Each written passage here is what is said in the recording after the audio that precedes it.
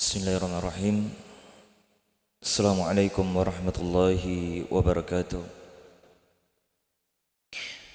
Alhamdulillahi rabbil alamin.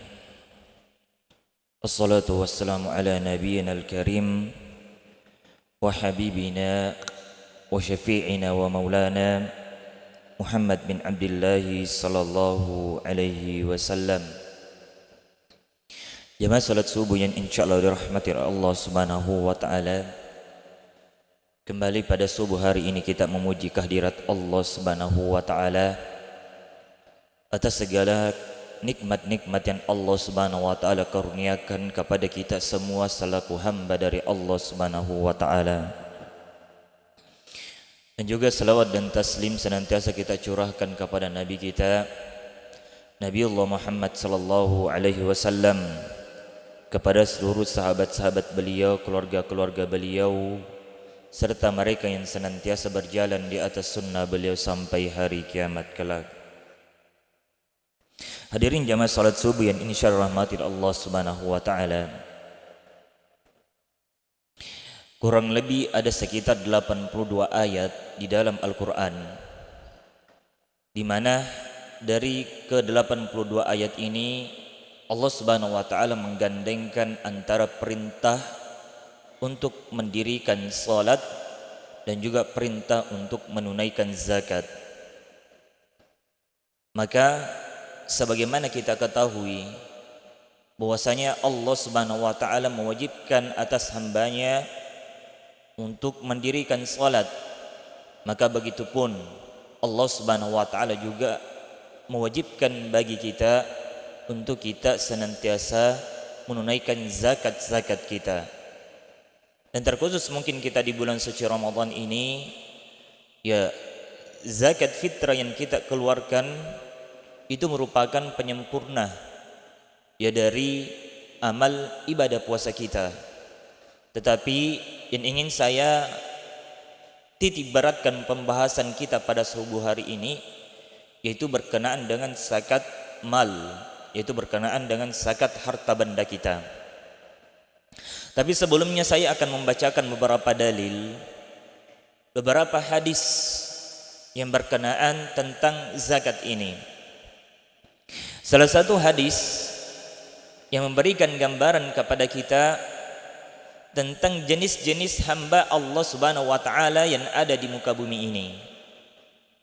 Nabi kita Muhammad sallallahu alaihi wasallam bersabda, "Innamad dunya li arba'ati nafar." Bahwasanya dunia ini itu dihuni oleh 4 golongan. Ya, ada 4 golongan yang menghuni dunia ini. Dan 2 di antaranya sangat berkaitan dengan zakat-zakat harta benda kita. Di mana Nabi kita Muhammad sallallahu alaihi wasallam bersabda, "Abdin rasaqahullahu malan wa ilman fahuwa yattaki fihi rabbahu." Ada seorang hamba yang Allah Subhanahu wa taala berikan harta benda dan juga Allah Subhanahu wa taala kurniakan ilmu kepadanya. Fahuwa yattaki fihi rabbahu. Maka dengan harta benda yang ia miliki dan disertai dengan ilmu, menjadikan hamba tersebut menjadi orang-orang yang bertakwa kepada Allah Subhanahu wa taala. Maka dari sini kita memahami juga bahwasanya harta benda itu bisa menjadikan orang bertakwa di sisi Allah Subhanahu wa taala, sebagaimana ya di dalam yang disebutkan oleh hadis Nabi kita Muhammad sallallahu alaihi wasallam, selama orang itu menggunakan hartanya di jalan ketaatan kepada Allah Subhanahu wa taala, maka insyaallah dia akan menjadi orang-orang yang bertakwa di sisi Allah Subhanahu wa taala. Kemudian Nabi kita Muhammad sallallahu alaihi wasallam melanjutkan sabdanya, "Wasilu fihil arham wa ya'lamuhu Allahu fihi haqqan fa hadza bi afdalil manazil." Ya, dan juga dengan hartanya tersebut dia menjalin hubungan kekerabatan, yaitu menjaga hubungan silaturahim, dan juga dia mengetahui kewajiban-kewajiban hartanya terhadap hak-hak Allah Subhanahu wa taala. Maka apa kata Allah Subhanahu wa taala untuk orang-orang yang seperti ini? Fahadza bi afdalil manazil. Maka dialah orang yang memiliki kedudukan yang mulia di sisi Allah Subhanahu wa taala. Karena kenapa? Karena lagi-lagi dia menggunakan harta bendanya untuk ketakwaan kepada Allah Subhanahu wa taala. Kemudian Nabi kita Muhammad sallallahu alaihi wasallam juga memberikan gambaran satu golongan yang hidup di muka bumi ini. Nabi kita Muhammad sallallahu alaihi wasallam bersabda, "Wa 'abadin rasaqahullahu malan wa lam yarzuqhu ilman."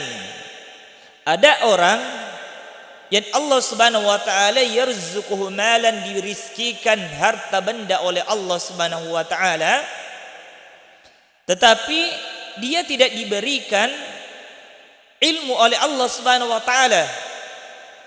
Fahuwa yakhbitu fi mali bighairi ilm. Maka dia pun menggunakan hartanya ini secara serampangan. Dia tidak menggunakan hartanya itu untuk jalan ketaatan. Jadi apa kata Rasulullah sallallahu alaihi wasallam? La yattaqi fihi rabbahu wa la yasilu fihi rahima. Dengan hartanya dia tidak menjadi orang yang bertakwa, dia tidak menjalin hubungan kekerabatan, wala ya'lamu lillahi fihi haqqan, dan dia tidak mengetahui kewajiban hartanya terhadap hak-hak Allah Subhanahu wa taala. Maka apa kata Rasulullah? Fahadza bi akhbathil manazil. Maka orang-orang yang seperti ini, dia tidak menggunakan hartanya di jalan ketaatan kepada Allah Subhanahu wa taala, maka dia memiliki kedudukan yang sangat hina di sisi Allah Subhanahu wa taala. Maka dari dua jenis golongan ini kita mengambil suatu kesimpulan bahwasanya golongan yang pertama, dia ditinggikan kedudukannya, dimuliakan kedudukannya oleh Allah Subhanahu wa taala disebabkan karena dia mengeluarkan kewajiban-kewajiban hartanya terhadap apa-apa yang menjadi hak Allah Subhanahu wa taala, yaitu dia mengeluarkan zakat dari harta-hartanya. Dan adapun golongan yang kedua, orang-orang yang menahan zakat dari harta bendanya, maka dia pun dihinakan oleh Allah Subhanahu wa taala. Maka di sini juga pula kita mengambil kesimpulan pentingnya bagi kita untuk mengetahui yang namanya ilmu zakat harta ini. Jangan sampai hanya kita sibuk mencari dunia, tetapi kita tidak tahu apa-apa yang menjadi kewajiban dari harta-harta kita. Kapan zakat harta kita itu harus dikeluarkan, dan berapa ukuran ataupun takaran dari harta kita yang harus dikeluarkan zakatnya. Maka itu kita harus ketahui. Kemudian di dalam surah At-Taubah, Allah Subhanahu wa taala mengancam dengan ancaman yang sangat pedih bagi orang-orang yang tidak mau mengeluarkan zakat hartanya. Allah Subhanahu wa taala berfirman, kami bacakan terjemahannya.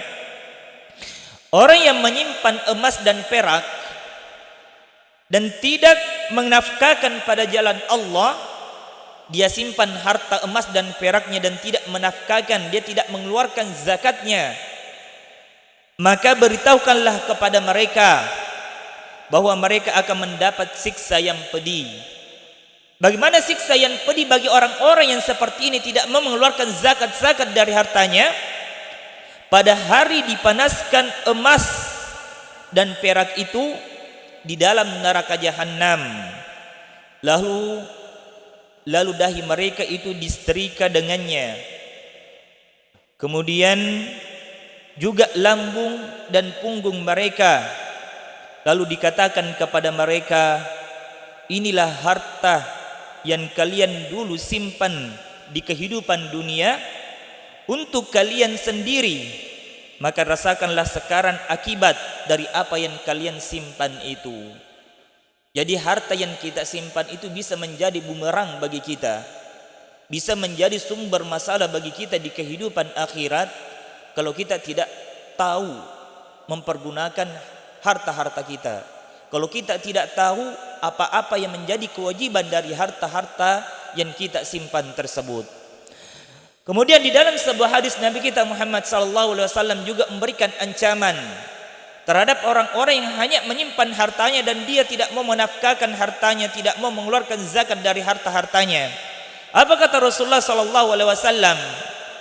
Setiap orang yang menyimpan harta lalu dia tidak tunaikan zakatnya, maka hartanya akan dipanaskan di neraka jahanam, lalu dijadikan lempengan, kemudian kedua sisi badannya disetrika, jidatnya juga disetrika, hingga Allah menyelesaikan ketetapan hukumnya di antara para hamba-hambanya. Dan waktu itu, siksaan itu sehari di kehidupan akhirat itu terhitung berbanding 50.000 tahun kehidupan dunia. Jadi bayangkan, selama kehidupan 50.000 tahun itu kita disiksa dengan disetrikakan setrika panas ya kepada tubuh-tubuh kita. Jadi inilah azab yang Allah Subhanahu wa taala janjikan ya sebagai ancaman bagi orang-orang yang tidak mau menafkahkan hartanya di jalan Allah Subhanahu wa taala. Kemudian selain dari zakat fitrah, ada beberapa zakat yang harus kita ketahui. Yang pertama ada namanya zakat ziraah ataupun zakat pertanian. Ini biasanya untuk hasil-hasil pertanian kita. Kemudian ada juga yang namanya zakat binatang ternak. Ya kalau kita memiliki hewan-hewan ternak, ya itu ada hitungan-hitungan yang harus kita keluarkan. Dan kami rasa kita di sini memiliki amil zakat. Nanti kalau kita mengeluarkan zakatnya kita bisa berkomunikasi ya dengan amil zakat tersebut. Dan yang ketiga ada namanya zakat emas, perak dan uang. Ya, atau inilah yang biasa dikenal dengan istilah zakat mal. Dan yang keempat ada namanya zakat barang dagangan ataupun zakat tijarah. Dan yang terakhir ada namanya zakat harta karun. Ya, jadi ini ada lima jenis zakat ya selain dari zakat fitrah itu. Maka yang akan menjadi fokus pembahasan kita yaitu mengenai tentang zakat mal. Ya kapan itu zakat mal kita, zakat yang berupa emas atau perak dan uang ya harus dikeluarkan kapan? Ya. Di sini dari buku ini dia menjelaskan kepada kita bahwasanya ada aturan dari zakat mal. Ya, jadi harta yang kita miliki sebenarnya itu ada dua jenisnya. Ada yang memang sifatnya bisa ditukarkan dengan harta yang lain. Ya. Ada sifat yang bisa ditukarkan dengan harta lain yaitu seperti emas, perak dan juga mata uang. Dan ada juga emas yang tidak dan ada juga harta yang tidak bisa ditukarkan dengan harta lain. Ya, artinya selain dari emas dan perak dan mata uang tersebut. Ya, dan kembali lagi bahwasanya yang akan menjadi pokok pembahasan kita yaitu mengenai dengan zakat mal. Ya, yaitu zakat yang berkaitan dengan emas, perak dan juga mata uang. Ya. Perhitungan nisab ya zakat mal. Jadi sebelumnya bahwasanya untuk mengeluarkan zakat mal ini itu ada dua syarat yang harus kita ketahui terlebih dahulu. Bahwasanya dia telah sampai nisabnya, artinya hitungannya, takarannya, ataupun sudah sampai haulnya, masanya. Ya, kapan sudah sampai nisab dan haulnya, maka sudah wajib bagi kita untuk mengeluarkan zakatnya. Ya, dan zakat harta yang dimaksudkan di sini adalah zakat yang menjadi harta simpanan kita. Kenapa dikatakan karena sebagai harta simpanan? Karena dia ada haulnya, ada masanya. Kalau harta kita itu sudah kita simpan selama 1 tahun kalender hijriyah, maka sudah wajib bagi kita untuk mengeluarkan zakatnya. Bukan zakat pendapatan yang kita peroleh tiap bulannya misalkan, bukan. Tetapi yang menjadi harta simpanan kita itu yang wajib untuk kita keluarkan zakatnya. Dan saya rasa ya kita semua di sini yang memiliki usaha pasti ada simpanan-simpanan kita. Ya, dan itulah simpanan kita itu kalau sudah mencapai haulnya dan sudah disimpan selama 1 tahun, maka itu sudah wajib untuk kita keluarkan zakatnya. Ya, yang pertama dulu kita perjelas bahwasanya nisab ataupun takaran dari zakat mal Yaitu di dalam sebuah hadis Nabi kita Muhammad sallallahu alaihi wasallam bersabda, kami bacakan saja terjemahnya karena waktu yang membatasi kita, bahwasanya jika engkau memiliki tabungan 200 dirham dan sudah tersimpan selama 1 tahun, ya artinya sampai mihaulnya sudah 1 kalender hijriah kita simpan, maka di sana ada kewajiban zakat sebesar 5 dirham. Ya, dirham ini itu biasanya perak, ya perak.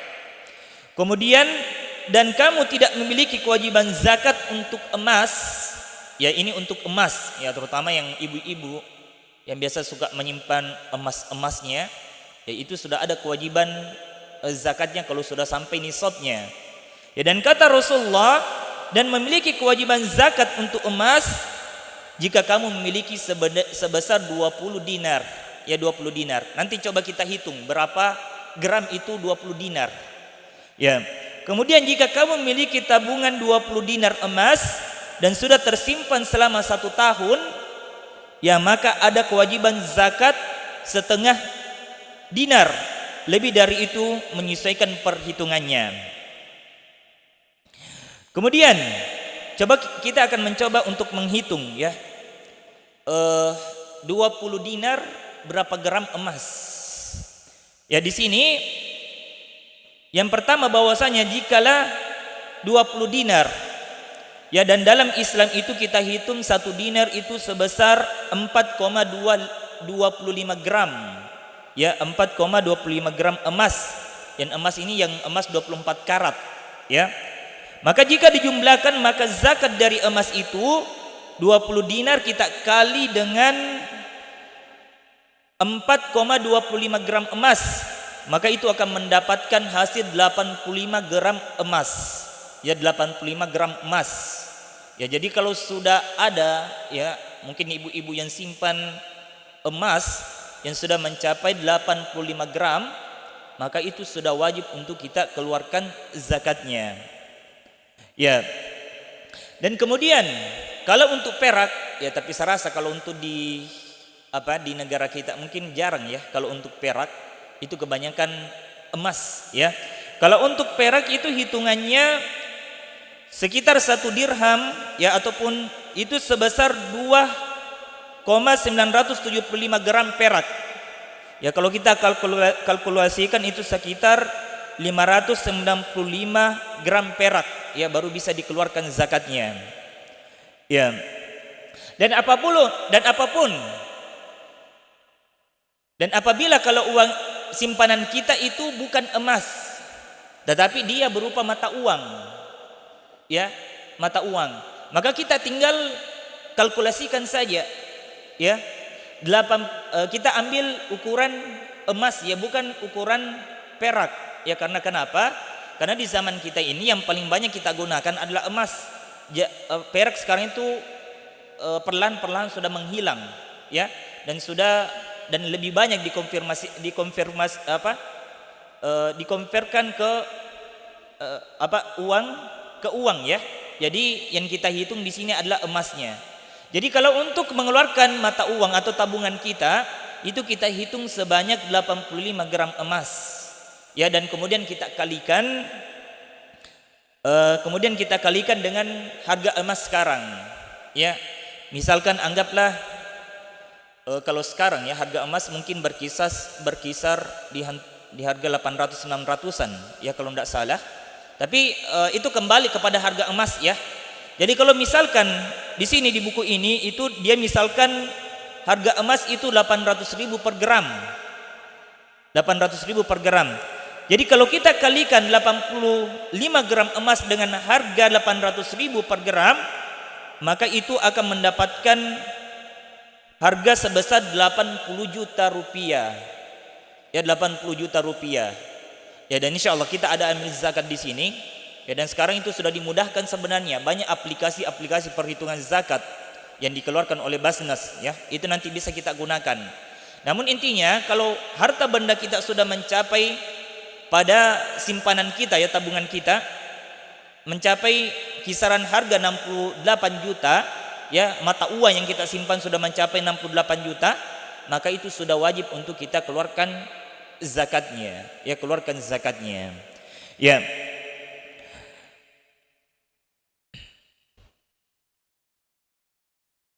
Dan kenapa juga kita tidak mengkonverkan ini mata uang ke perak, ya? Kalau kita konverkan ini uang ke perak itu hanya mendapatkan harga sekitar 9 juta rupiah. Ya, dan kalau di negara kita, kalau orang yang hanya memiliki tabungan 9 juta rupiah itu belum dikatakan orang kaya, ya. Tetapi kalau orang yang mungkin sudah memiliki tabungan sekitar 68 juta, ya itu bisa dikatakan ekonominya sudah bisa dikatakan sebagai orang kaya. Ya, karena perlu kita ketahui bahwasanya zakat harta ini, zakat mal itu diambil dari orang kaya kemudian diberikan kepada fakir miskin. Ya, jadi ini ya untuk sedikit penjelasan mengenai zakat mal, ya. Kalau ada yang mau ditanyakan, insyaallah nanti bisa bertanya ke kami langsung, ya. Dan saya rasa juga di sini ada amil zakat, ya, yang bisa membantu kita untuk menghitung zakat mal dan zakat harta kita. Dan zakat mal ini itu tidak seperti dengan zakat fitrah. Ya, di mana zakat fitrah itu sebelum khatib naik di mimbar pada hari Id itu harus selesai kita bagikan. Ya, tetapi zakat mal ini kita bisa pergunakan untuk keperluan kaum muslimin yang lainnya. Ya, misalkan kalau kita di sini, ya, kita ada yayasan. Yayasan kita ini ada sekolahnya. Jadi zakat mal yang kita keluarkan ini bisa digunakan untuk pembangunan, ya. Tidak mesti harus selalu dibagikan, ya. Dan juga zakat mal ini sebenarnya sangat juga membantu perekonomian kaum muslimin, ya. Karena bisa juga mungkin digunakan untuk membantu, ya, usaha-usaha dari saudara kita yang mungkin perlu kita lihat untuk bantu. Jadi itulah yang beberapa yang membedakan ya antara zakat fitrah dan juga zakat mal. Namun ala kulli hal, kembali dari itu semua, ya perlu kita pahami bahwasanya harta benda yang kita miliki itu, ya kalau kita tahu ya apa kewajiban dari harta kita, ya maka insya Allah itu akan menjadikan kita orang-orang yang bertakwa kepada Allah Subhanahu Wa Taala. Tetapi kalau kita tidak mengetahui ya penggunaan dari harta benda kita ini, itu bisa menjadi bumerang, ya itu bisa menjadi kecelakaan bagi kita di kehidupan akhirat. Dan kami tadi sudah sebutkan hadis-hadisnya bahwasanya Allah Subhanahu wa taala dan Nabi kita Muhammad sallallahu alaihi wasallam memberikan ancaman ya kepada orang-orang yang tidak mau mengeluarkan zakat dari harta bendanya. Ya, ini mungkin dari kami, mudah-mudahan apa yang kami sampaikan pada subuh hari ini bisa menambah wawasan kita. Ya, kami lupa sebelum kami tutup, kami lupa bahwasanya kami ulangi bahwasanya yang dikeluarkan dari zakat harta ini bukan pendapatan kita, ya, tetapi apa yang menjadi tabungan kita, ya bukan pendapatan tapi tabungan, ya tabungan yang sudah sampai 1 tahun kita simpan. Kalau dia sudah sampai 1 tahun kita simpan dan sudah sampai nisabnya, yaitu sebesar 68 juta kalau dirupiahkan, kalau kita emas sekitar 85 gram, maka itu sudah wajib bagi kita untuk keluarkan zakatnya. Jadi seperti itu jamaah yang dimuliakan oleh Allah Subhanahu wa taala. Mudah-mudahan apa yang kita dengarkan pada subuh hari ini bisa menambah ketakwaan kita kepada Allah Subhanahu wa taala. Terkhusus ya di bulan suci Ramadan ini kita sudah berada di hari yang ke-28. Jadi mungkin sekitar 1 ataupun 2 hari lagi ya bulan suci Ramadan ini akan meninggalkan kita.